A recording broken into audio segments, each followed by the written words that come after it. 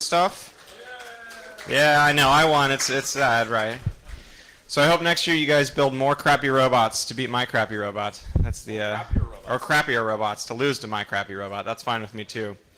Otherwise, outside, this is the last call for T-shirts at the registration table. So if you want a T-shirt, head out there before we start packing them up. Same goes for the Hacker Stickers vendor booth and the Media Archives video table. So if you want any talk, it's $5. If you want the whole conference, it's $40, and they have it all on DVD outside. After this talk, we're going to have closing ceremonies in this room.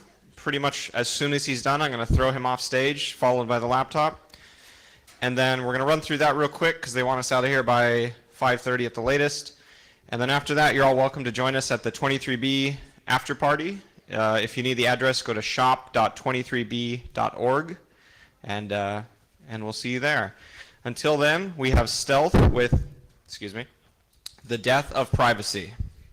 All you got to do is get this hooked up here. Just a moment to get the technical aspects of the picture on the screen. We'll be right with you.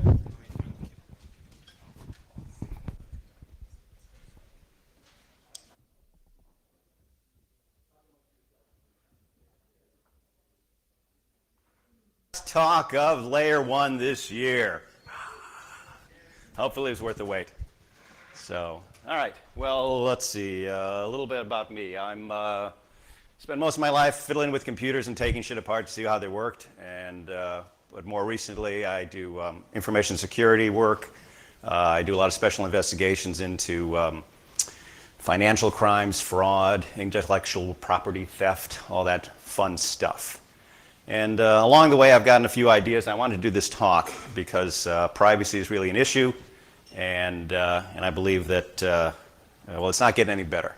And certainly, a lot of the talks this weekend have talked about that. So, how did it get this bad, and what can you do to get some of yours back? So, here we go. Let's start with the definition. So, can you see me down here? Yeah, this will work. All right. So, for the purpose of this talk, privacy is the personally identifiable information, private thoughts, beliefs, and intimate details of our lives, which we wish to control both how and with whom they are shared. So that should set the tone for where things are going. So in this country, in America, even before the United States, the Pilgrims came here, and it wasn't just to have turkey dinner with the Indians. It was because they were escaping religious persecution. They wanted their rights to self-determination. Okay. Years went on, we started to form a country and write the Constitution, Declaration of Independence, all that stuff. But most people don't realize that privacy is not specifically guaranteed by the Constitution. Shocking. The Bill of Rights, however, the first 10 amendments in the Constitution of the Bill are known as the Bill of Rights collectively. And that's where we really get these rights for privacy, the right to no illegal search and seizure, right to arm bears, the important stuff, okay? So, but obviously things have happened in recent years.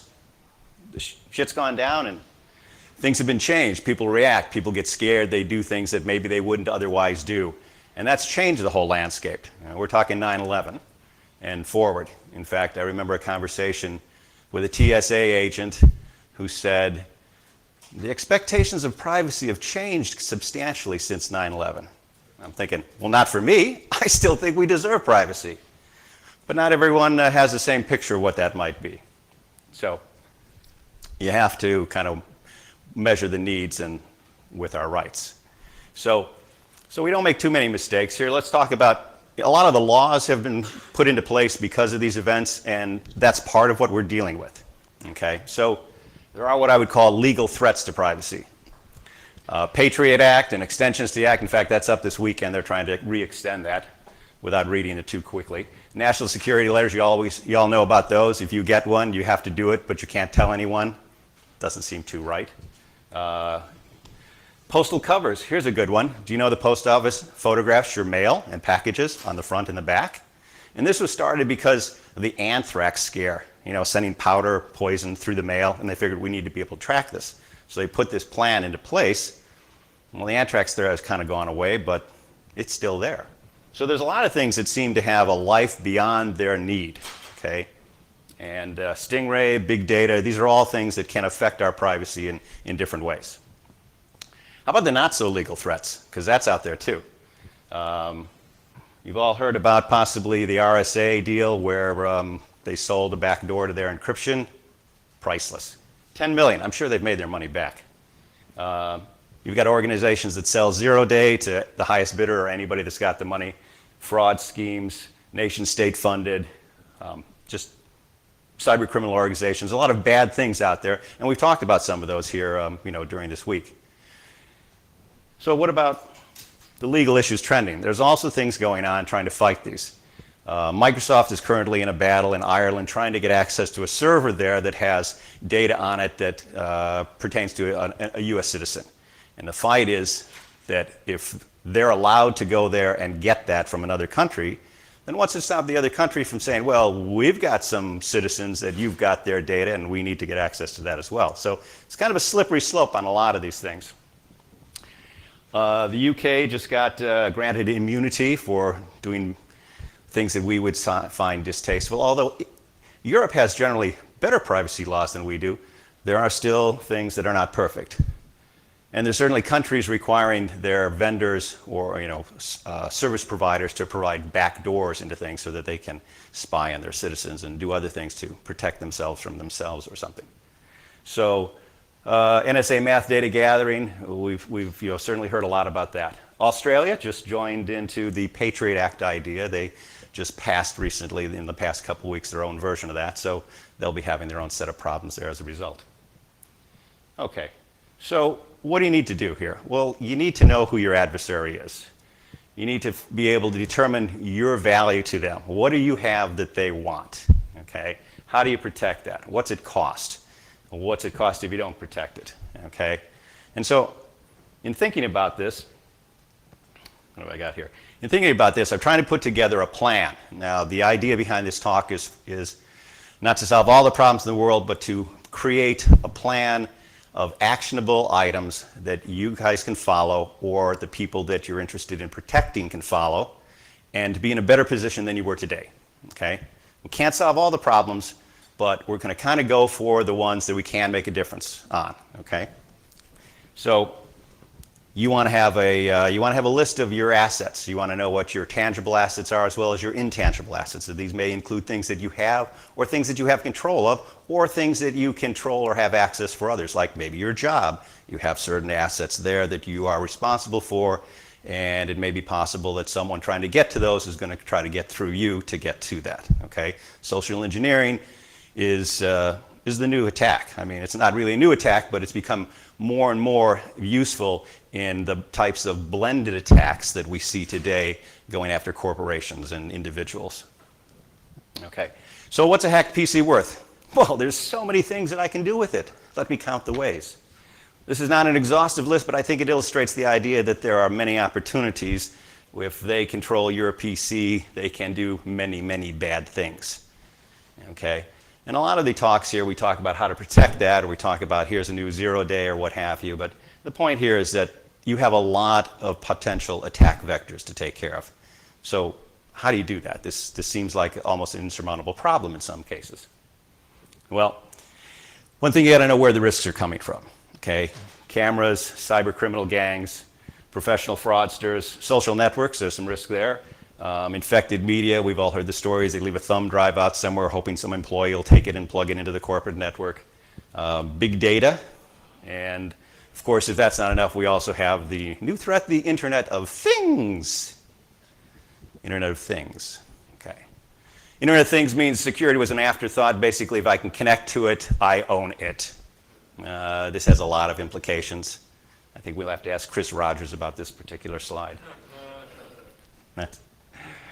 Anyway, so when these things happen, there's a cost to it. So it's not just the loss, it's the how do I put myself back and make myself whole again, okay? And what I've started to look at, I'm trying to apply this to the individual, and my feeling is that maybe there's some things in the assessment work or the security work that we've done with corporations that run some parallels here. We can get some lessons from that, and we can bring this down to the individual level, and we can make individuals and the people that we care about protecting a hard target. the purpose of this is to make you a harder target. Okay? We're hardening the individual. So you need to know what you have of value, who you are, match the assets, match the protection to the level of assets. You need to have backup plans, and you need to have methods to recovery. They should be verifiable. They should be tested. You should know they're going to work instead of guess. Okay?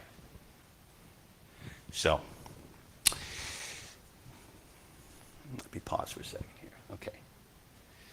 I just like this cartoon. That's my idea. All right. So, in looking at some commonalities between corporations and individuals, one of the biggest fears corporations have is workplace violence. The thought that some employee or some individual will have a bad day, get fired, go home, come back with a gun and go postal on the place. Or some kid broke up with his girlfriend, comes back to school and wants to make revenge. Individuals have the same thing. Getting mugged, get beat up, whatever. Okay, we have physical fears of things that we're concerned about, so that's kind of a parallel there. I'm losing this here. Financial loss, account takeovers is big. Damage to the brand, similar to identity theft. Intellectual property, that would be our personal information. Morale impacts on that. Internal bad guys, fraud, loss. These are all things that are parallels to what corporations worry about, but we also worry about. Now, the problem is with the corporation, they have kind of a, let's say they've got a building, they've got security out front, a receptionist, whatever. They've got a somewhat controlled environment to deal with. Whereas individuals, we move around a lot of places. We do a lot of different things. We carry our digital devices with us. So we have a lot of different things to consider. How do we manage to do this? Well, I've been thinking about this. I feel it's a complex problem, but as any complex problem, you want to try to break that down into smaller pieces that are more manageable, and those in smaller pieces that you can actionable do something about. And so what I've done is I've come up with what I call a framework or a foundation for personal security and risk management. And really, when you think about security, it's really all about managing risk. So if we can cut that back and do a better job of that, we're more secure. So that looks like this. These are the cornerstones for the personal risk management. They are data security, identity and reputation, and this would include identity fraud and things of that nature, your financial assets, and of course, physical or layer one. So what do we do here? Okay, let's take them one by one and kind of drill down. And what I'm proposing is these are things that anybody can do. You may be doing a number of them. I may have some different views on a few of them, but it's the type of process that security is not a product, it's a process. And if you or your loved ones or people you want to protect go through this process, you should be better off than when you started. So I want to establish at least a baseline, and that's what this is about. So let's talk about data security. You've got a computer. It's got stuff on it you don't want to lose. What's the most important thing you could do to make sure that doesn't happen? This is the audience participation time. Raise your hand. Yep. Backup. I am dealing with an intelligent group here. Great. That's right. Backup procedures are very important. Even if you're not connected to the internet, if it's in a closet somewhere, back it up, you can save it. Okay? But there's other things we need to be concerned about. Malware, networks, browsers and other network-aware applications, and a thing I call a password or account security audit. And we'll get into this in more detail as we go on. But let's just let's start with each one and see if we've got a few insights here. Okay, backup to an external hard drive, this should be obvious, right? Okay, the hard drive should not be kept next to the computer. It should be later stored somewhere away, because the two biggest disasters are typically floods and fire.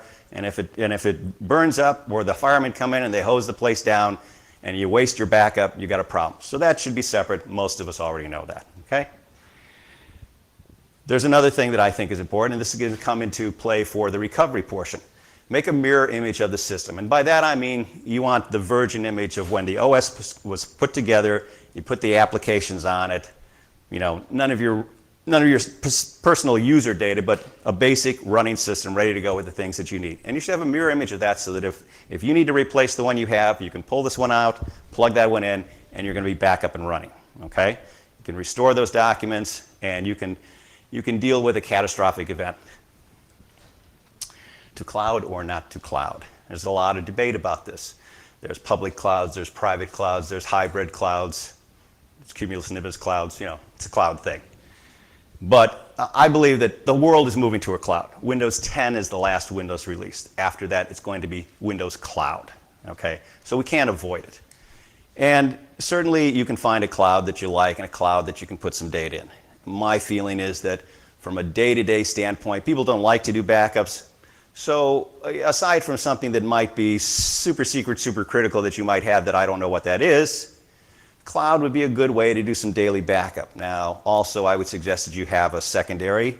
You do the full backup onto that hard drive, maybe once a week, once a month, whatever works for you.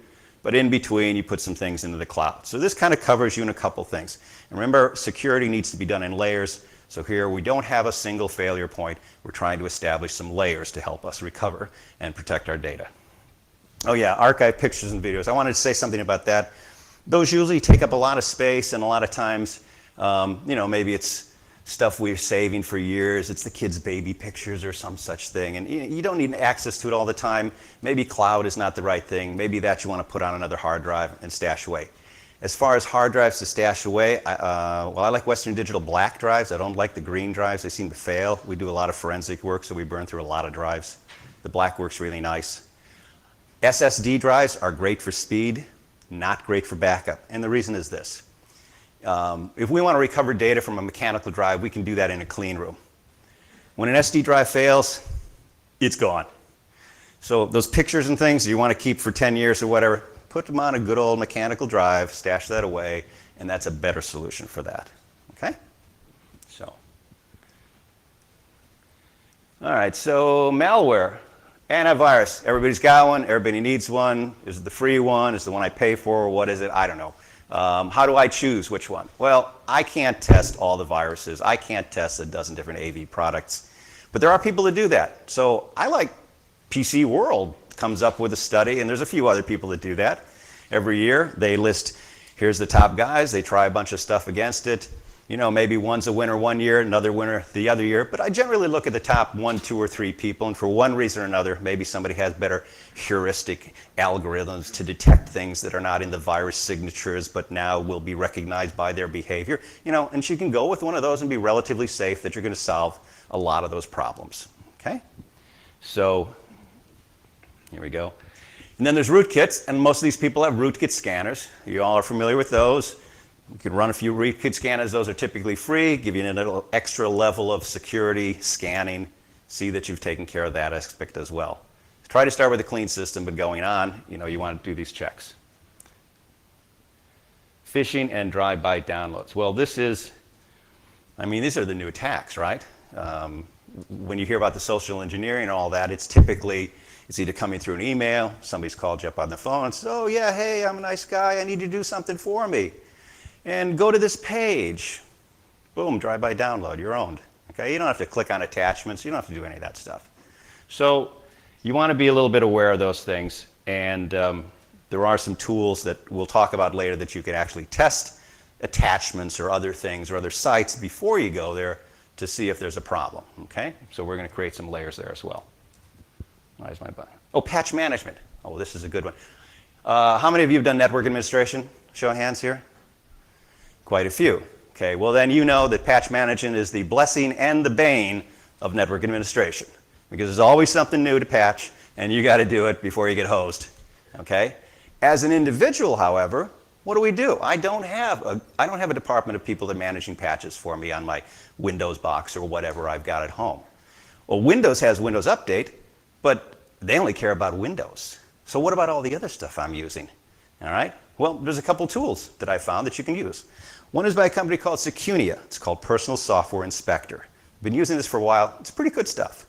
What they do is it installs on there. It looks at all your installed software. It goes against their database, finds out if you've got the latest version, and in the background, it will download and install the upgrade for you, managing those patches. If you have a Mac, there's a thing called App Fresh that does a similar thing. Now, Secunia has done some tests, and they found that in their way of, in their management of these things, they've seen that about 87% of the exploits that become public have patches available the day of their release.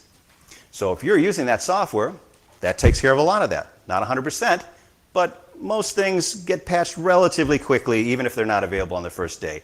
And when that happens, these software programs will automatically update and keep your system up to date. So here's kind of a mindless way that you can set somebody up that has some additional layers of protection on there, okay? So those are a couple of good tools. Data security firewalls, yes, you need one. They're all built in. You got to use one even if you don't use a third-party one.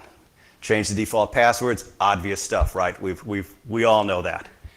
Use encryption on Wi-Fi, good idea. But how about, if you really want to be paranoid, you can turn off the broadcast. You can hide the fact that you've got it there. Then if they don't know you're there, how can they attack you? So it makes you a smaller target, makes you a harder target to get it. These things are simple to do, but not everybody does them. So here's some ideas for you and your loved ones. Okay, how about browsers? Well, I don't care what browser you use, they've all got vulnerabilities from time to time. So what we want to do is keep those patches up. Java, Flash, everybody knows those are big inroads into finding the next exploit. There's some browser helpers called HTTPS Everywhere, which is, you can find that on the EFF.org site. And No Script Security Suite. These are two good ones that'll add another level of protection to your online browser. Okay? Now, I mentioned that I had a couple tools for you. These little gems here are kind of cool. They do a variety of things. If you get an attachment from someone, you think you know who they are, but you're not sure why you're sending that, and I don't know if I want to open it right away, you can upload that to one of these sites, and that will test that for you. If you have a link that they say, go here, you can upload that link, and it will sandbox that, run through, find out how many, it'll come back with a report in a few minutes, tell you how many redirects there are, what exploits were there, what else is happening, if it's good to go, or no, you don't want to go there. So a couple handy little things here that add to your toolkit, gives you that extra layer of protection. If it slips through these first layers of defenses, you're still not sure, you could run some other tests on it, get a second or a third opinion, and you have a greater degree of safety and security here. Okay? VMware, everybody's talked about that. It's great if you really need to isolate something. Not everyone needs it, but it's a great tool if you do. If you are traveling the dark web or going to risky places and doing certain things, maybe you want to isolate that onto a VM machine. Just saying. VPN, if you travel, you should obviously have one. There's a number of them out there that can be useful. I'll let you Google that one. And cell phone risks. Okay, cell phone risks. People talk about the bring your own device and all those things going on as being risks. But I think the cell phone risk, the biggest risk of the cell phone is losing it. Because it's much more than a dialing machine now. It's a computer in your pocket. It has access to all kinds of things. And if you don't put a password on it and you leave yourself logged into your email and I get a hold of that, I can reset all your other passwords on your banking accounts and everything. I mean, these are obvious things, right? Am I telling you anything new? No. But people don't always think about it. So systematically, these are some things that we can go through and make sure that at least we've got all the boxes checked. Okay? Well, let's talk about passwords. Okay? Now, my idea for an account and password audit is this. Surveys have shown that most people may have between 50 and 75 different accounts that they have passwords for. Some have more, some have less, but you probably find yourself somewhere in that realm. Now, it's obviously difficult to remember 75 different passwords, especially if they're going to be any good. So, in this self-assessment process, just like we'd be assessing a company, in this self-assessment process, I feel it's relevant to go through and make a list of all the accounts that you have. Go through the old email. You get some things that say, hey, you haven't been here for a while. Oh yeah, maybe I don't need that anymore. Make a list. Write down all the accounts that you have. Write down all the passwords that you have. And see if some of those you still need. You want strong passwords, and obviously on the financial sites, you want better passwords than maybe on your LA Times or Wired subscription, which could be something simpler to remember. And remembering them is tough if you have that many, so a password management program can help here. One in particular comes to mind. It's called Dashlane. And the nice thing about Dashlane is it runs on both platforms. I think actually they may even have a Linux version of it. But it runs on the PC and it runs on the Mac. And the other thing that it has that's interesting is that if you have a breach and you decide, well, I need to reset a bunch of my passwords to keep my account safe, it has a bulk feature to allow it to go do that. So that will simplify and speed that process for you. Hopefully you'll never need it, but it's nice to know that that's there. Okay? When you're writing down all those passwords and things, you want to store that in a safe place. So remember that fireproof safe where you're putting this extra backup down in the basement or in the garage or somewhere where it's not going to get, messed up with your computer. That's where you want to put those two. Ziploc baggies are nice because, if thing gets hosed down, ink smears, I can't read it, whatever. Print that out, put it in a nice Ziploc, stack it in there with your backups. That's a good process. Okay? While you're in there looking around, check for account compromises. If you haven't been in some of these accounts for a while and you find, boy, there's a bunch of activity and it's not me, that would be a red flag. You want to know about that.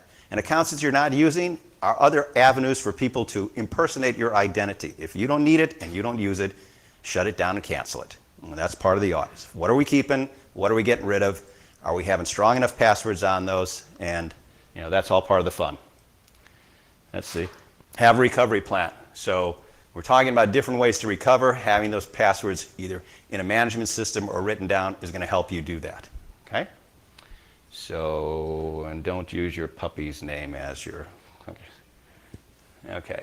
Now, we all like sharing, but certainly some of us have some secrets that maybe we don't want to get out. Okay? So we need to consider some of those things as well. Okay? And so that brings me into our second cornerstone here on identity and reputation. And here we're going to talk about social networks, the impacts that they can have. There we go. A number of things that impact your identity as well as your reputation, and that's what people think of you offline as well as online. Okay, so let's talk a little bit about that. Social networks, we love them. Okay, there was a time that they weren't here, but many of us can't remember that because they're so ubiquitous. And it's a selfie generation. I need to take a picture here of all of us that I'm going to use or something, but selfie sticks were the hottest toy or gift this Christmas, and this thing is becoming ubiquitous everywhere, obviously. We also tend to not read EULAs. We also tend to give up other people's data to, play Flippy Birds or crush some candy or, what other time killer that we need to waste our time on. I care about my privacy, but not so much about yours, because I'm willing to give all my friends' email addresses to the app vendor just for a chance to level up. Tracking in big data, that's obviously a lot of this stuff goes into those marketing systems and inference attacks and other types of things. Well, marketing doesn't call it inference attacks. Hackers would call it inference attacks, but they're just collecting data to know more about you. Okay? In the Pentagon, a number of intelligence agencies, they are now talking about open source intelligence. Open source intelligence means I don't have to have spies. I don't have to have spies in the field necessarily. Well, I do, but most of you share so much that I can get it for free. Okay? So you need to be careful with a little bit of that. Okay? Employers, if you're looking for a job, I've come across systems marketed to HR people that do massive investigations across all the social network, and they find out all kinds of stuff about you. So, maybe recent pictures of that wild party in Mexico last weekend aren't good to put up right away. Just saying.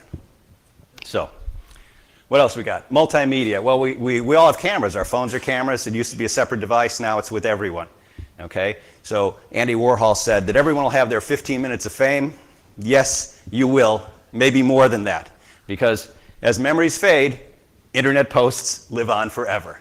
So careful, and you can't always be sure if you're the one taking the picture, if somebody else is taking the picture or the video of you.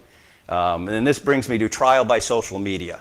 We've all seen recently a number of examples in the press of individuals who found themselves or their conversations filmed and shared when they were supposed to be private, or they didn't know it was happening.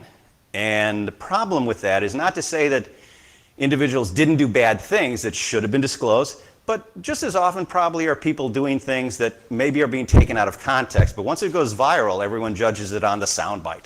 And it's cost people their jobs. It's also been dangerous for people traveling. If you're in a country that's not as democratic as ours, people have been arrested for tweeting the wrong thing at the wrong time.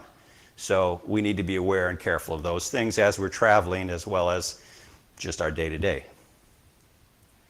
Okay, so in summary, be careful what you share, and here's some other things you can do. Now, proactive side. If other people are investigating you, if we're all paranoid and we think they're out to get us, Well, if you're paranoid, it doesn't mean they're not out to get you. But one thing you should try to do is find out what can they know about you. Well, a good way to do that is Google yourself. You can use that to find out what other people know. In fact, Google's got an interesting service that I use where you can put a search term or a few search terms in there, and if those items come up with some new information, like I use my name, it emails me and says, oh, by the way, there's something new out there about you. That's kind of a good way to keep track of your own identity and fame in the world, so to speak. You should get an annual credit report. We're talking about, all these things are going to affect your reputation, your business to do your ability to do business at some point. Annualcreditreport.com is the place to get the free one, not free credit report. That's the one that signs you up for the service for the free one they're going to give you. So these guys are good. Is there an alternative? No, annual credit report is the good one. That's the free one. The free creditreport.com is the sales pitch. The reason I'm asking is the last time I tried to do that, they apparently had some bad information about me that prevented me from being able to prove who I was to ask for the report. So have you been a victim of identity fraud as such? Not that I know of. Well, that's why you're wanting to check those things out. See, this is where this starts to show up. Get the report to check it You out. can contact TransUnion or any of the credit bureaus directly and have a way to identify yourself, and they may have to go back and forth with you on some other channel, but you will be able to do it in that fashion. So, okay, that's all I can say for that. Credit Watch and fraud alerts. If you've heard about these, if you have been victimized, Credit Watch can stop people from opening up things. Fraud alert is kind of the more severe one. If you have fraud alert, you can't get another credit card, you can't mortgage a house until you take it off. So if you've really been under the gun and they've been ass raping you with identity fraud, that's your only protection left. But it's a little bit severe and you have to renew it about every 6 months. Question in the front. Yeah, credit freeze is if you use these services like LifeLock, they do similar things like that. Yes, you can do it yourself also.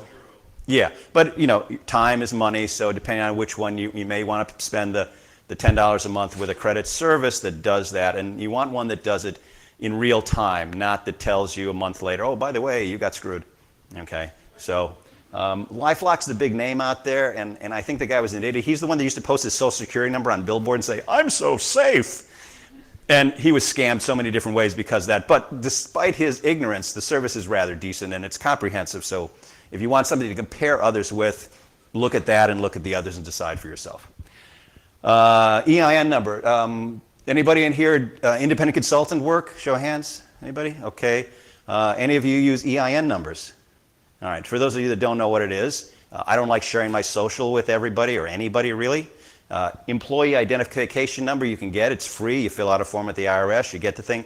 And now on that W-9 form that you send to the employer of who you are, you use the EIN number because, I don't know how they're storing that information. I'm not about to give them my social. So that lowers your exposure there.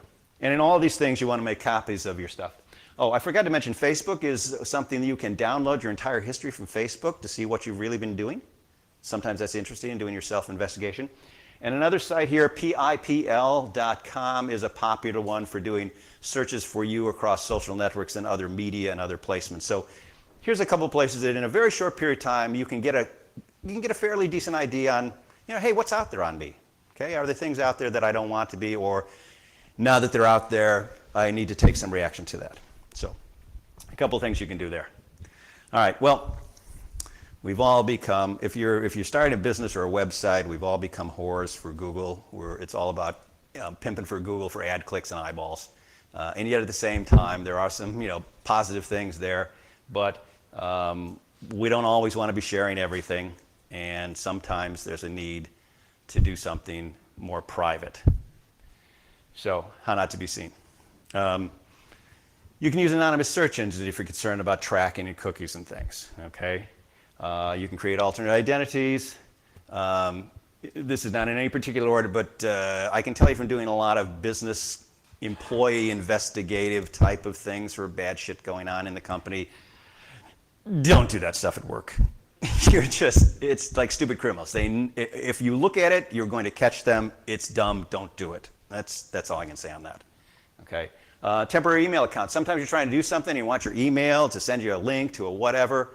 10-minute email. That's a great site. You get an email account, use that, you get the link back. It self-destructs in 10 minutes. Okay, nice simple solution. There's others out there. That's one I've used personally and think it works pretty well. Use encryption. PGP is one now. We're all worried about the NSA being able to break encryption and have backdoors and own the SIM company and this and that. PGP seems to be one they're still having trouble with. So if you got to pick something, that's a reasonable one, and it's popular enough. It's been around a long time. Phil Zimmerman wrote that a long time ago to help countries, to help individual dissidents in different countries, and it's been a pretty solid product ever since. So. The onion router, there's attacks on the onion router. I don't know if you guys heard about the timing attacks, where if you control a certain number of the entry nodes and the exit nodes, which in the United States, about 58% of them are controlled potentially by government entities or someone related to that. In China, it's about 88%. So depending on where you are, neither situation is very good. There's a recreation of that project called Astoria that's coming out now, that's starting to gain some traction. And this is going to try to fix that problem. So something to keep abreast of if you are a Tor type person. Other tricks and techniques. Well, if you're really paranoid, you can get the black phone from Silent Circle.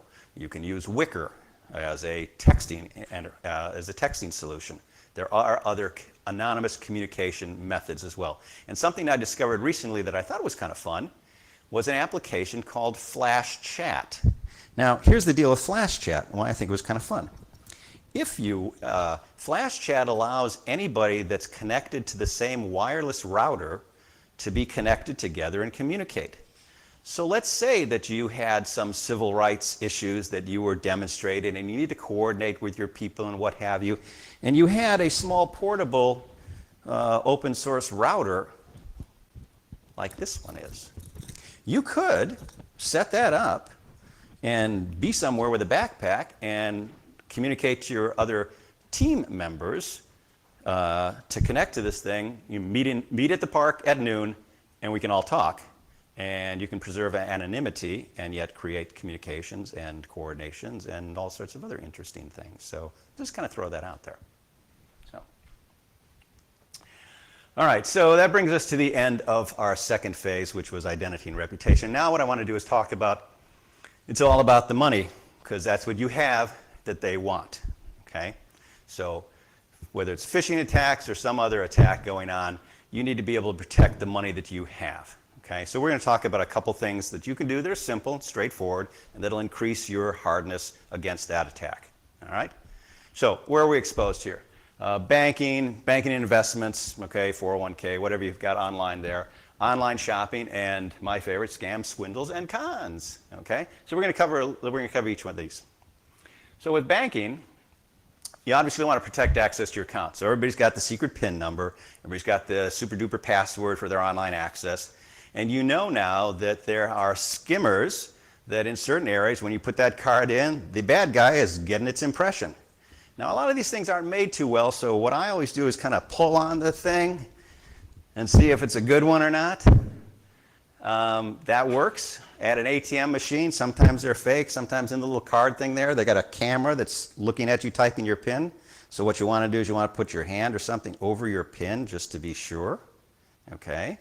They have some algorithms that if they see your knuckles and fingers moving, they can figure out which thing. So cover it good enough and do your PIN that way. That'll limit your exposure just that much more, okay? The other thing about credit cards and ATMs, also with gas pumps, there have been a lot of scams with the gas pumps now stealing skimmers. So I never use a credit card at a gas pump anymore. The first ones were discovered a couple years ago in Malibu, and there's a whole organized crime ring that runs around stealing gas and stealing credit cards. They now have wireless units in those things, so they just have to drive by and to get the dumps down and continue on. So that would be bad. So I kind of use cash there. That's my way of doing it. You may feel differently. ATM cards. I never use an ATM card except at my bank. And the reason is this. Even though it says it's a Visa, it's a MasterCard, or what have you, it doesn't have the same element of protection as a credit card does. If you get a bad charge on a credit card, you call them up and you go, hey, that wasn't me. They go, oh, thank you very much for calling, sir. We'll take it off your bill and investigate. Boom, done. Somebody gets your ATM, goes to the bank, drains your account. You call the bank, you go, hey, somebody took all of my money, and they go, wow, I'm sorry to hear that, but now you're overdrawn. Do you have any more money? So they don't have the same level of protection there. I don't think you should use ATM cards for getting anything except out of your ATM, and you know it's secure, and that's it. The rest of it, never use it online. That would be bad, in my estimation. So these things aren't absolute, but they will. Each one will lower your risk exposure a little bit. And then stolen checks. You know, people still use checks in this era of online payments and auto pays and all that. Yes, there's still some old school checks floating around, or you might receive some. Well, one of the things that used to be an exploit against checks is called check washing. Anybody heard of that? Okay, we've got a few people. Check washing is basically, if you haven't heard, they take your check, which they stole out of your mailbox or what have you, and they use a solvent. They take the check with the signature side up, and they dip that in there, and it dissolves the part that you wrote, but they keep your signature. And then they refill in their name and the appropriate amount and cash that check. Okay? So how do you defend against that? Well, it costs $2 to defend against that. For $2, you go out and you buy a pen. Looks like it's a ballpoint pen, just like any other, but it's not. It's the ink is called. It's a gel pen, and a gel pen ink has a different. It's not a pigment ink, but it has particles in it that embed themselves in the paper. So when they try to wash it, it leaves artifacts. It doesn't wash. It does not work. That stops them from check washing. So I write all my checks with gel pens now, and so should you. $2. They're available Staples, any place. You can find them everywhere. Just look for the one that says gel pen on it. Okay? So, buying stuff online. Well, there's a lot of fraud online, and Amazon, eBay, and Craigslist. Amazon does a fairly decent job, but they still have a lot. eBay, there's a lot of fraud on eBay. And Craigslist, shit, anybody can be on Craigslist. So, we've all seen ads where they're going to send you a check for greater than the amount, and you send them the car. Stupid things like that. Nobody here is going to fall for any of those, but some people do, oddly enough. And also your physical security. When you're meeting somebody on Craigslist, you want to do it in the daylight. If there's money involved that's of any substance, bring a friend. You know, meet in the daytime, meet in a public place. A lot of things you see on Craigslist, on eBay and Amazon, they have ratings, but you want to look at the ratings to see if it's not being pumped up by someone else. You know, are these ratings new and they've all come in the same, few weeks by people that say, oh, that's wonderful, no complaints. Okay, so be careful about trusting some of that because there's no real good verification systems on those. We see the same thing on Yelp. I've been involved in a couple cases recently that have been identity damage kind of things where a business has felt that someone or some competitor was putting bad shit up about them on Yelp. And, but that can go both ways. If people putting stuff up on Yelp, you go into a store and you go, like us on Yelp and get 10% off. Well, I don't really care about you, but I want to buy this at 10% off. So yeah, they're great. Okay, trust but verify here. Okay, be a little bit suspicious, be a little cautious. Transaction security. Well, we can use credit cards to do that, but at the same time, if we're dealing with companies that we're not so sure of, then you might want to put a buffer between you and your credit card. And one way to do that is to use a service like PayPal. It does cost you a percentage, however, security costs something, and there might be opportunities or incidents where that makes a good idea for you. In addition to that, if you're buying things from other risky sites, shall we say, you might want to use prepaid credit cards rather than your credit card. Prepaid credit cards don't have your name on them, but they're good for a Visa, MasterCard, American Express. You can usually get them up to $500 or so, and they can come in handy in certain situations.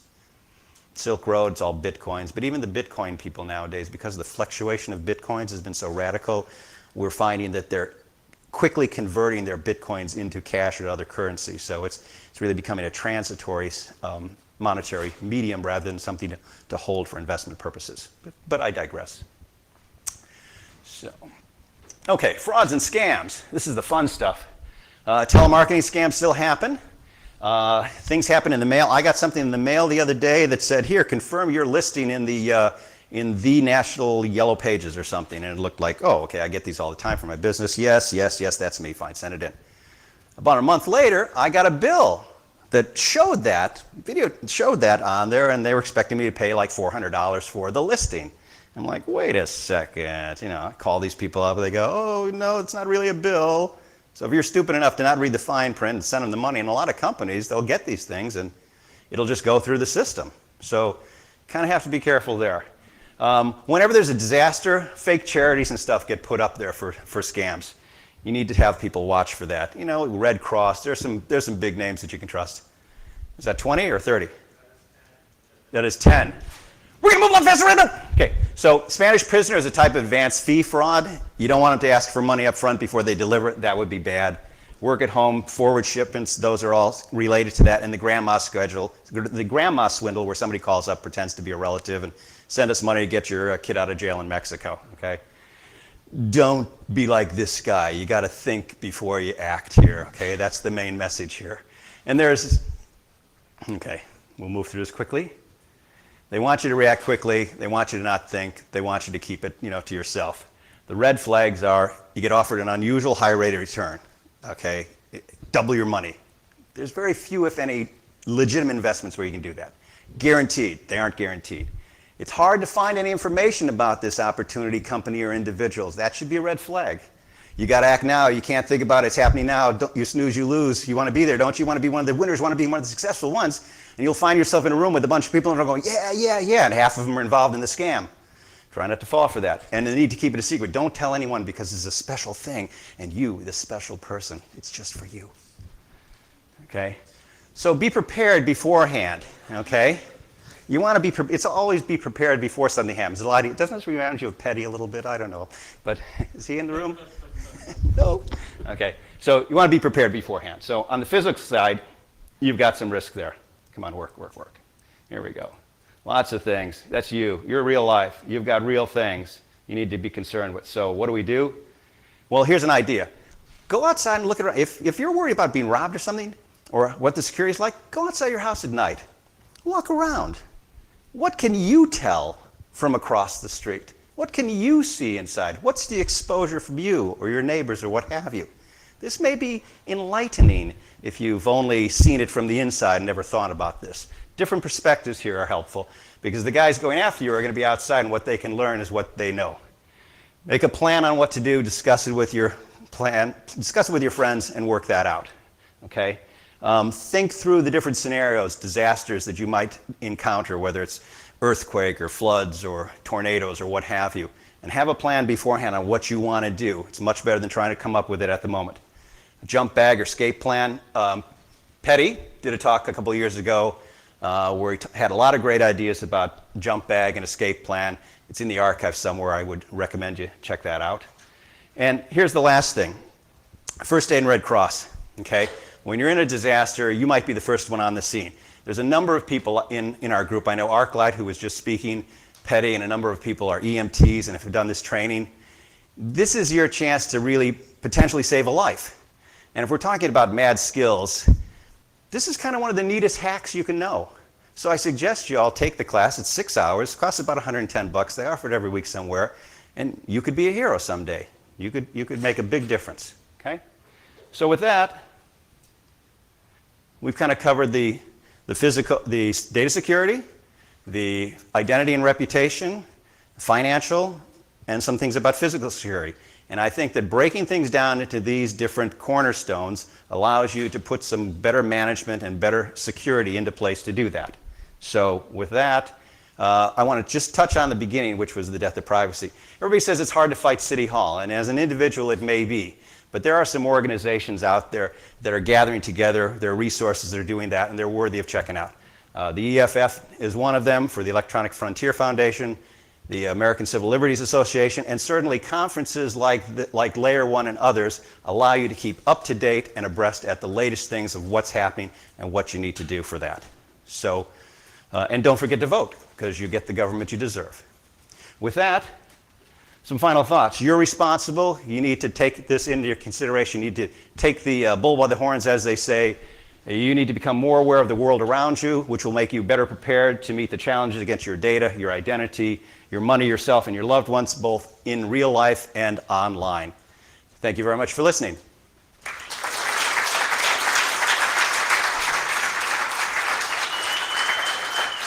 And I'll get some notes up on this in a couple days after the weekend. If you need to contact me, you can find me there. And I've got a secret project in the works. If you want to check that out a little later, just follow that and you may be the first to know. Thank you very much.